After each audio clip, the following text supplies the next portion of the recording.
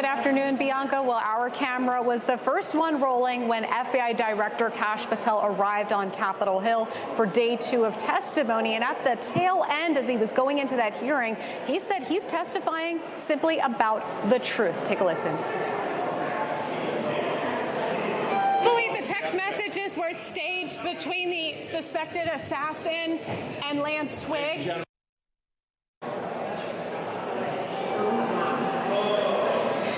Now, Director Patel, he did not take our questions about whether there are any concerns with the text messages revealed to be between the alleged gunman, the assassin of Charlie Kirk, and his romantic partner. Skeptics online believe it seems staged. But Patel, he's been defending his leadership at the Bureau in testimony before both House and Senate lawmakers this week, saying his actions helped secure the speedy arrest of alleged assassin Tyler Robinson. He also says in the past 7 months, the FBI has successfully cracked down on various drug, exploitation, and national security cases. And we also spoke with Florida GOP Representative Anna Paulina Luna. She's a good friend of Charlie Kirk leading up to his death, and she is confident the Trump administration will get to the bottom of that case.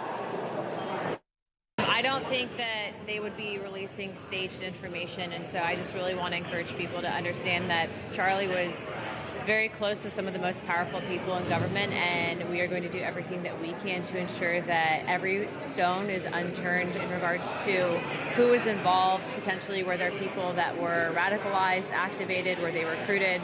You're already seeing there's ties to that SLC group, to Neville Singham, who's that Chinese billionaire funding the Party of Socialism and Liberation and many other left-wing. As of right now, the only person charged in that case is Tyler Robinson, but Deputy Director Dan Bongino confirms multiple reports that law enforcement are probing whether pro-trans or other left-wing groups, specifically Armed Queers of Salt Lake City, knew anything in advance of the murder, that organization pulling its social media page. But Democrats, they are going on attack mode. Here's Congressman Jerry Nadler of New York, who said he plans to dig into the questions today. I'm going to have questions for him. I'm going to go through them now. Yeah. The man is a consummate liar, totally dishonest, and has the ability, instead of answering the question, to throw it back to the questioner. But he's totally untrustworthy, obviously. And Bianca, Director Patel says there have been other breakthroughs, including shutting down individuals who are trying to encourage young people to harm themselves, even take their own lives, with an extremist nihilistic group online. And he also says they've been arresting Chinese nationals who've been attempting to infiltrate the U.S. government officials and specifically members of Congress. Bianca? All right, Alana, thank you for that. And let's bring in our panel to weigh in on what we are hearing and also more of the revelations from Kash Patel yesterday. Attorney and GOP strategist Ford O'Connell on the right, and on the left, Democratic strategist and attorney Bill Caruso.